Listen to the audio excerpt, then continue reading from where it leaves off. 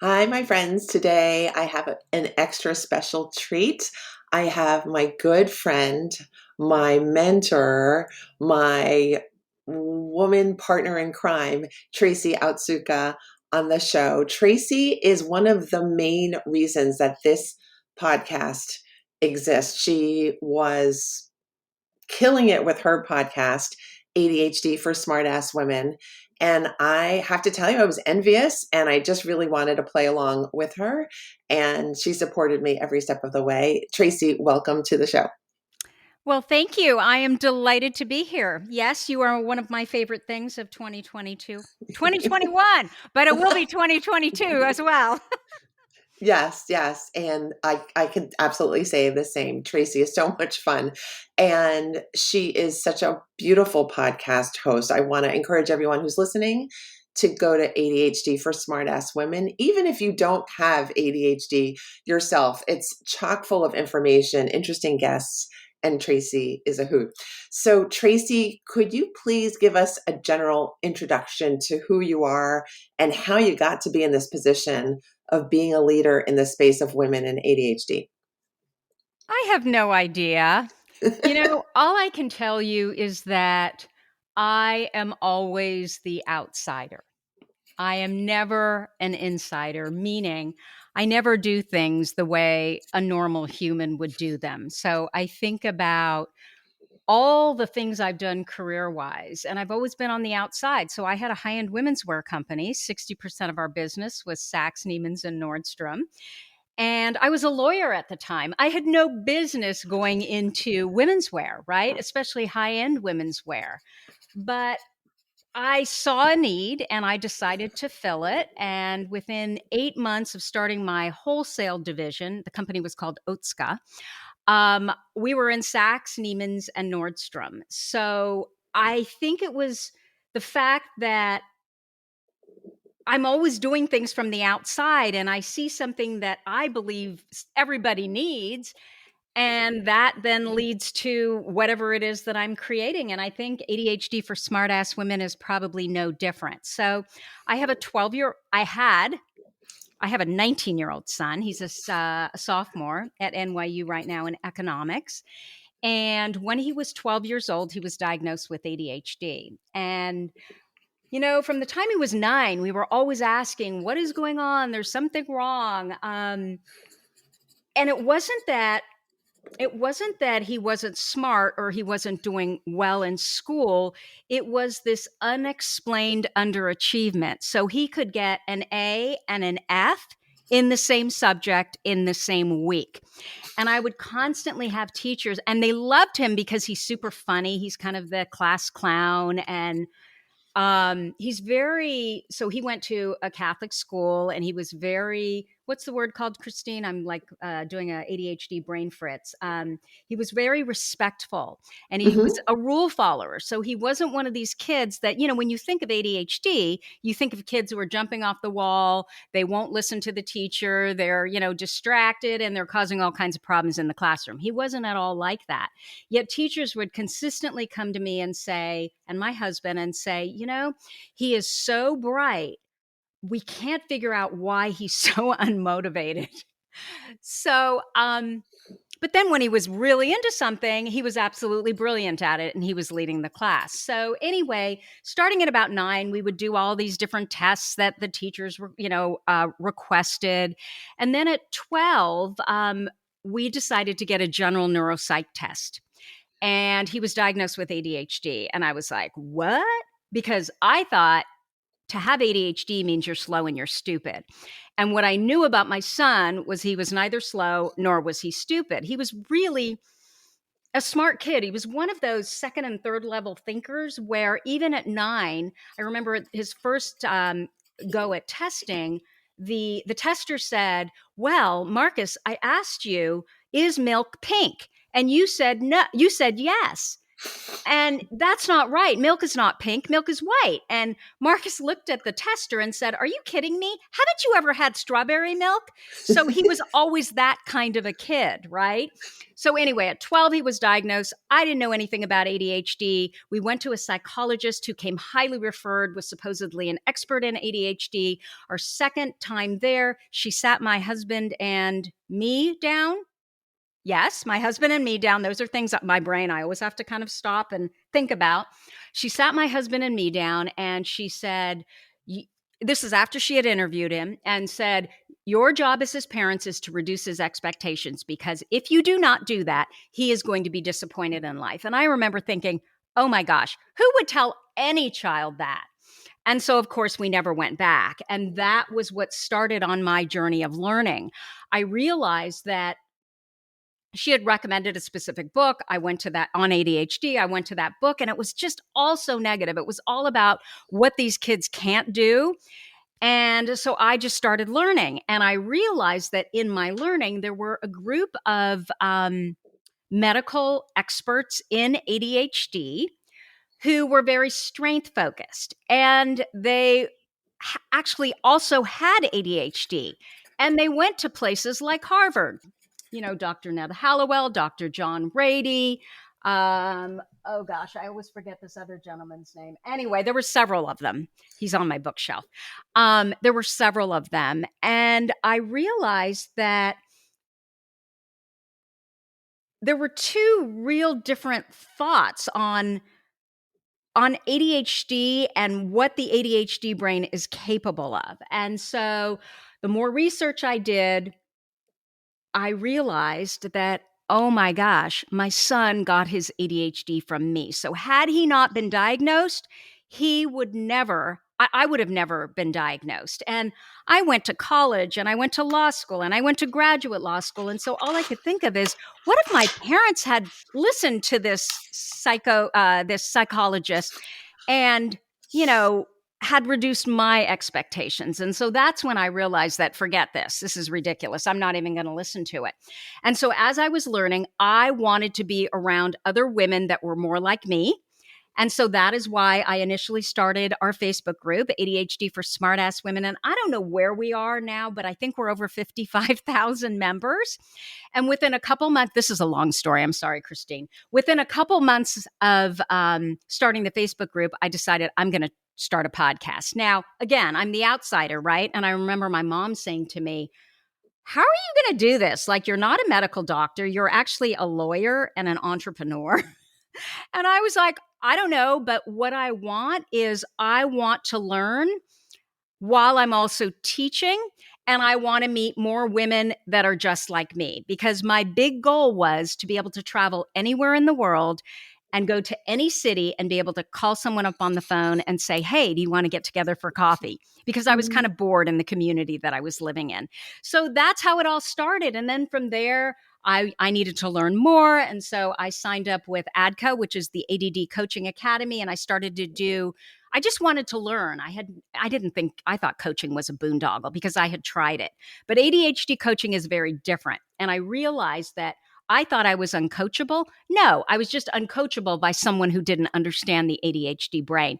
So before long, I'm taking all these classes and I decided, you know what, I'm stuck. The only thing left is to go through their coaching training certification program. So that's what I did. And then I developed Your ADHD Brain is A-OK, and here we are. Beautiful. Now, those 55,000 women have come to you in a very short space of time, probably around 2 years. Am I correct about that? 3 years. 3 years. Okay. And how has that affected you? Because you now can call anybody in any country and have coffee with someone who really understands what ADHD and being a woman is like. You've made a tremendous impact, I think, in the world with your development of this podcast and putting out your thinking and your research on this topic and becoming a voice for people who needed someone to follow, needed someone to feel inspired by. So the number one thing that I have realized, and I checked in on this with Dr. Ned Hallowell because I wanted to make sure, in his book, so there's a fantastic book. If you're even thinking that maybe you might have ADHD, and I always feel like, I'm like, his marketing person, but it's because I believe in what he does so strongly. And he came out with it at the beginning of this year called ADHD 2.0. And so where was I going with this? I can't remember, Christine. In terms of So you the can see how the ADHD brain works, right? So the what I'm doing is I have so many thoughts going through my head all at one time that sometimes I lose the train of where I started, which is okay, a common ADHD quality. And unfortunately, as we age, especially for women, our estrogen levels affect our dopamine levels. And what's going on in the ADHD brain is we just don't make enough dopamine. So as we get older, this becomes more of a problem. But I can't remember where we were going. okay, why don't Oh, we hop back to the ADHD 2.0 book and what you got from it or why you're recommending it to our audience? okay. So now I remember where I'm going. So what I realized is that every single ADHD woman, because that's who I, typically work with, is brilliant at something. So this idea that an ADHD brain means you're slow and you're unfocused and you can't get anything done and you're unsuccessful is completely untrue. The key is that our brains are brains of interest.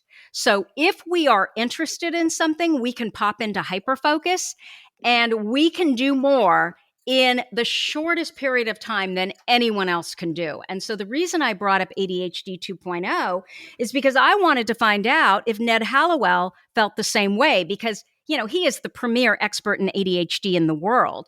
And he's been doing this for 4 decades at least.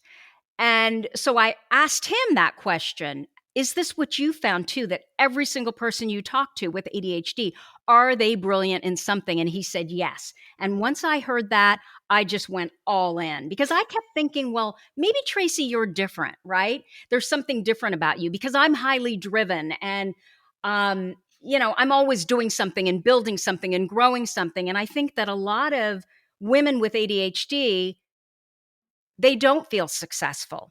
Well, if you don't feel successful, it's because you're not focused in on your area of interest. Instead, you're doing those things that you think you should be doing, that other people have told you you should be doing, instead of, you know, um, that one thing that is in the sweet spot of where your values, your strengths, your passions, and your purpose collide. I love it. What do you find are some typical self statements that women with ADHD are saying to themselves when they haven't really found that sweet spot yet? How are they maybe causing extra pressure or stress on themselves? I think there's a lot of should statements. I should be doing this. I should be doing that. And I think the reason why ADHD women struggle so much more with ADHD than men do is because of all of these societal expectations. So think about it. An ADHD man, he is allowed to go to school, figure out what it is that he wants to do, and move forward in that, right? Versus an ADHD woman not only has to worry about her own career, but if 75% of the care tasks, so, tasks around the home and the children, are basically being done by women, not only do you have to worry about your career, but you have to worry about keeping the home, making sure it's clean and neat, making sure there's dinner on the table, or at least what you're going to be doing there, making sure the kids are, bathed and clothed and fed, and also, all their administrative paperwork is signed, is filled out. They're in school on time. You go and no wonder, right? Versus if you're the guy and you got ADHD and all you have to worry about is your career, and your career is in an area of interest, you're just brilliant Nobody expects you to do all those things. Yet women, a lot of times, when they decide that, oh my God, I can't handle this all by myself, and they, get a housekeeper or they get a nanny or they get any other kind of support, it's kind of frowned upon, right? That we should be able to be doing all those things. Versus when a man goes and gets a housekeeper, nobody questions it. There's no moralizing about it. So I think that that's a big reason why ADHD women struggle so much more than men. The other thing is that when you think of ADHD, again, you think of that 12-year-old boy climbing the walls, being disruptive, causing all kinds of problems. Well, double the amount, and that's called you're either combined type or you're hyperactive type as far as ADHD goes. And most people are combined type. But 10% of people are actually called, they're inattentive, they have inattentive ADHD. And double the amount of women have inattentive ADHD versus the number of men. So those are the girls, if you think of school, they'll be sitting in the back of the classroom and kind of spacing out, and they're creating all these fantasies in their brain. Sometimes they come across as absent-minded professors. So the area that they're brilliant at, they're really brilliant at, but all the other stuff, like the basic, easy, mundane, boring, everyday tasks, those are the tasks that they struggle with. So I see a lot of women that are doctors and lawyers and have PhDs and, run, major, multi-million dollar companies. And they still don't see themselves as successful because what they're looking at is, oh my God, my kids are a mess, or oh my God, my house is a mess, or I never have dinner on the table. So I think that as we have more responsibilities, then we struggle more with ADHD. If we just focus on that one thing that we really love and we're really interested in, we're brilliant.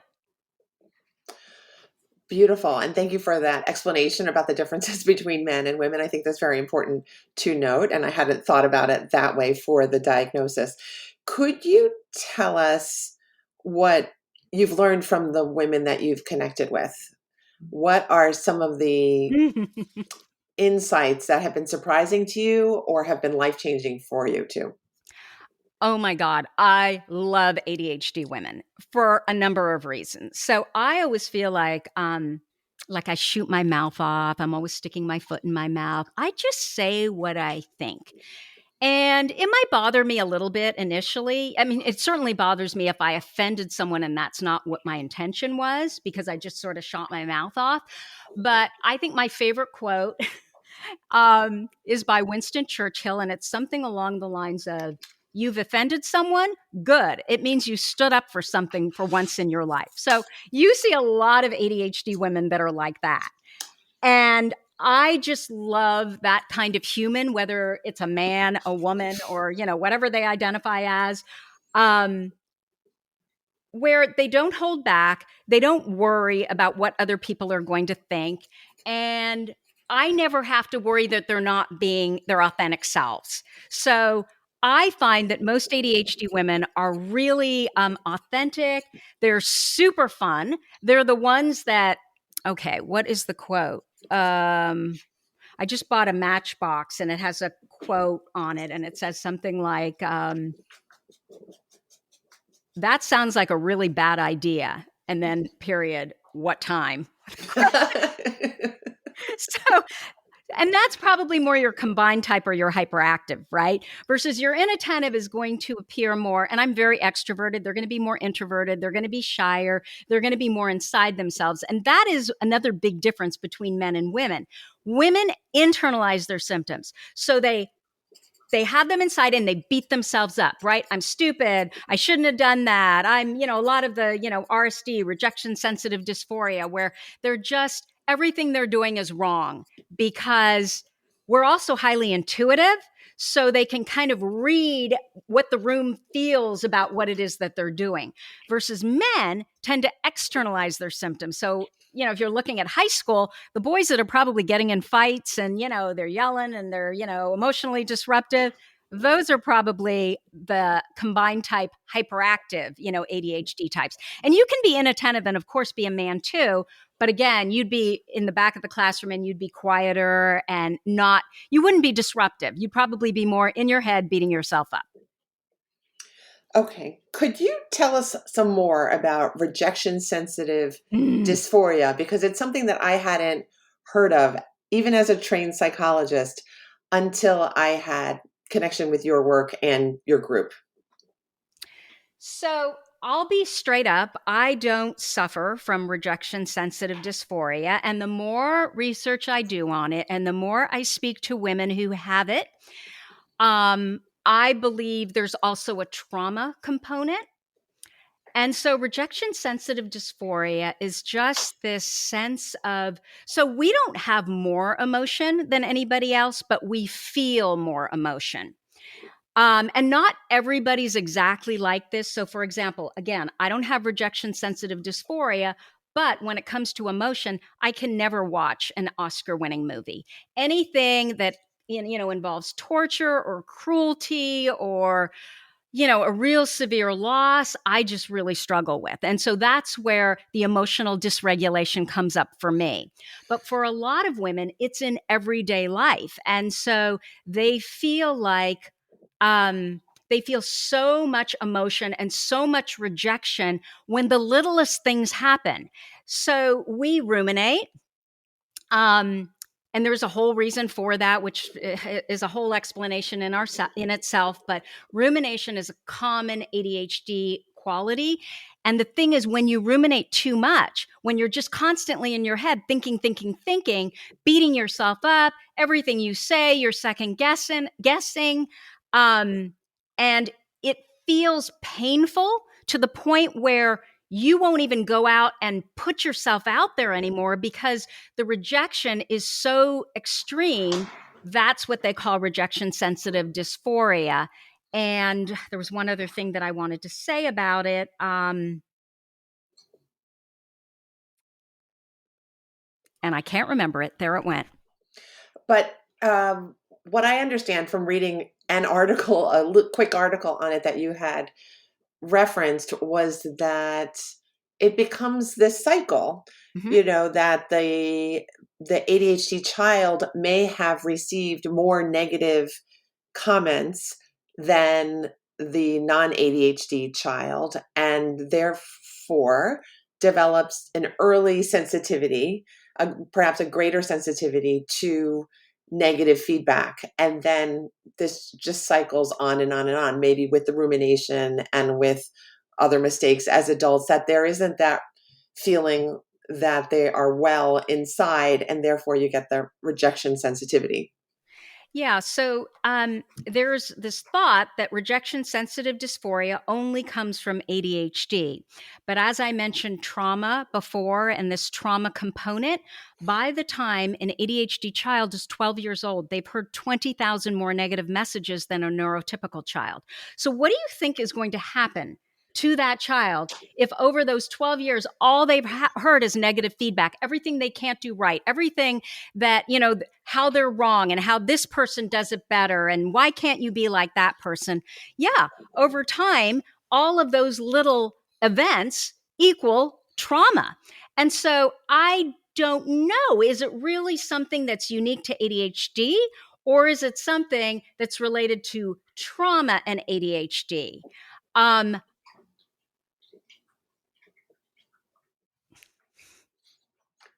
We will, I guess we will see. But I think trauma, it sounds like, certainly uh, in general causes an uptick in vigilance, in sensitivity to what is happening, the feedback that is coming your way, and the potential dangers that are around you with your interpersonal connection. So that would make sense that trauma has some role in terms of who has rejection sensitivity dysphoria and who doesn't. I think for women, especially too, it leads to other challenges that we've heard of that tend to be, kind of uniquely female challenges like learned helplessness, imposter syndrome, perfectionism. And again, you can understand how if you keep trying and you keep failing because they're telling you you're failing and they want you to do it their way, but you can't do it their way, but you could do it your way if you just knew what your way was over time, why the hell would you try? I'd learn helplessness too. It's like, nope, I can't do it. You do it for me. And so that's what happens to a lot of ADHD women versus, and I think that this is also, you see it more among women who struggled in school, men too, but again, I work with women. So women who struggle in school, oh my gosh, if you're constantly on the bottom rung, if you're always in the quote unquote stupid, reading class, the stupid math class, you start to think you're stupid. When in fact you're not stupid at all. That might just not be your thing. And unfortunately, education goes wide instead of deep, right? But if you could find your thing, you could be brilliant at it. But at this point, you now think you're not smart at anything. You don't understand that, no, there is something you're really, really brilliant at. It just might not be school. And, I've done a lot of research lately, primarily because of my son, as far as comorbidities and especially dyslexia, where there's, I've seen anywhere from a 40 to 60% comorbidity between ADHD and dyslexia. And so if there's any struggle around reading, and it shows up so differently, not like we've been taught, you can also imagine how you just feel like, okay, I'm not cut out for school. I'm not smart. If you struggle to read, somewhere along the lines, we've decided that if you can read, it means you're smart. And that's not necessarily true. It's all about curiosity and being able to learn. And just because we decided, I don't know, whenever the printing press came about, that means that you have to learn how to read, it doesn't mean that that's how you would be able to acquire knowledge necessarily. I love it. I love your general take on this entire conversation, which is that we have to look at a person's strengths, that we can't come at it from the deficit first, from the areas of weakness. That's part of the picture, but it's certainly not the defining part of the human being. And I love you for that. And I love all of your work for that. I want to hop back a little bit about the topic about self-acceptance. Mm-hmm. And you had mentioned that you don't tend to have rejection sensitive dysphoria. You tend to be very driven. You tend to be confident. And you said that you see people holding back, you see people worrying. And I guess I just wanted your general advice on how you would coach a human being, a fellow human being, on how to not hold back, how to not hold themselves down, how to not worry about the flaws that they might have in their way of socializing or reading or whatever, that how can we bring out our best selves no matter what the circumstances are? So someone asked me about this, I think it was yesterday, and I cannot remember what the circumstances were, but she had asked me, how is it that you're so confident? And I laughed and I said, oh, it's all an act. And she's like, what do you mean? And I said, every single time I do something that is out of my comfort zone, I get uncomfortable. But it really is about action. And what I have discovered is I can actually manage my ADHD brain by firing my own dopamine by doing that which I'm uncomfortable with. But it doesn't mean that I am not questioning and ruminating to a certain extent, right? Of, oh God, and what are people going to think? And what am I going to do? And what if it doesn't work? I think about those things, but I do it anyway because I have learned that action is the only way for me to feel good. If I'm in my head, I would say, get out of there. It's a bad neighborhood. If I'm in my head, I can't be happy there. And so I think that for the ADHD brain, but I don't think it's just for the ADHD brain. I think it's for all brains. In fact, I had someone tell me the other day, we were talking about dog training, and she said, oh, well, there's this whole new philosophy now that it's all about positive emotion. And I was talking about Cesar Millan, which I guess is a different strategy. And of course, I usually jump in and argue right back on how I feel. But the minute she said positive emotion, I'm like, I totally agree, actually, because that's what works for humans. Why wouldn't that work for dogs? But it especially works for an ADHD brain. So we thrive with positive emotion and positively wither under negative emotion. So you can see if you struggled in school as a child and all you got was negative, negative, negative, negative emotion, no wonder you can't get out of your own way. And so the way to even start is to do something and get into your body and ask yourself, pause long enough to ask yourself, how does this feel? And if it feels good, do more of that. If it feels bad, if you're getting negative emotion, don't do it anymore. Go in another direction and test something else. But I really think for those of us with ADHD, it's got to be positive emotion, and they have to learn how to trust that we are our own best expert. It doesn't matter what your parents told you to do, what your best friend told you to do, what your spouse tells you to do. If it doesn't feel good, we all have this rudder inside of ourselves that will give us the right direction. So, especially with an ADHD brain, hard to learn what that rudder feels like when it feels good so that you can, do more of those things that feel better and better. And just like a little tiny bit at a time and just try it. Like for a lot of my women, they're like, "Well, I can't start," because we procrastinate, right? Well, the easiest way that you can start is when you're sitting there saying, "I can't start." Well, I love this thing. It's a Datex cube. And I go through this too, so the reason we can't start can be twofold, right? We're either perfectionists, and we fear that, oh, it's not going to be perfect. But for those of us with ADHD, it's often we procrastinate because we don't know when the perfect time is going to be. So we can't put it on our calendar and know that we're going to be good to actually show up and do it because we never know how we're going to feel. With ADHD, it's so much about the emotion. And so for me, if I've got something that I put on my calendar that I need to get done or my to-do list and I can't start, I have to get myself into action. And so what I do is I just take this Datex cube, and on the other side, because I know this is a podcast, when you flip it over on, say, the 25-minute side, you'll see a timer literally on there that says 25 minutes and it clocks down. And so it doesn't require me opening my phone. It doesn't require me looking at what time it is and writing it down. All I do is I get out of my head, it's a bad neighborhood, and I right away flip this on its end, 25 minutes. I know I can do anything for 25 minutes. And the deal I strike with myself is after 25 minutes, you can quit. Do you know I've been doing this for about 3 years and I have never quit once after 25 minutes? But I allow myself, if I want to quit, I can. And just the fact of I do the first 25 minutes and then I get into my body when the buzzer goes off and I feel how I feel. I promise you're going to feel positive emotion. You're going to feel good. And I know you teach this too, right? And that Mhm. then drives you to do that next thing that's on your list, that you're kind of, that you maybe don't want to do.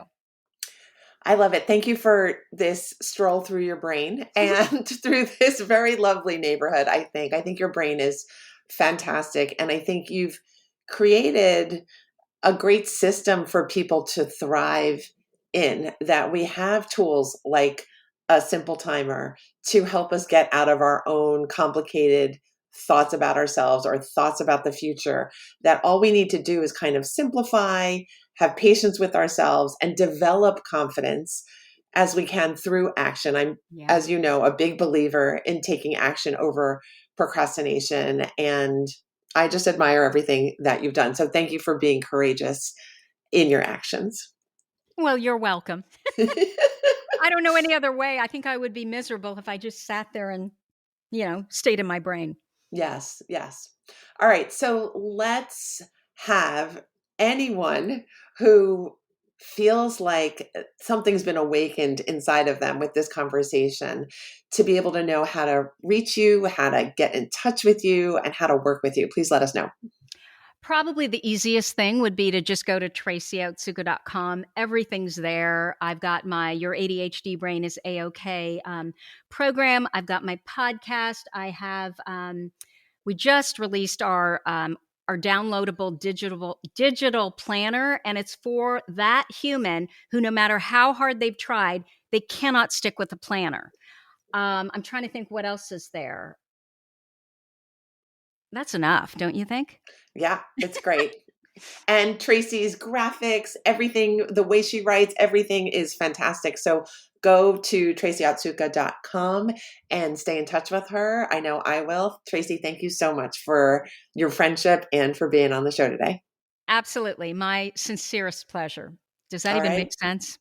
Yep, totally. Okay, thanks. Always, you always do. So, everyone, thank you so much. If you enjoyed this episode, please do me a favor and subscribe to the show and leave a rating and review and help other people to follow me and the Make Time for Success podcast. Thanks so much. I'll see you next week.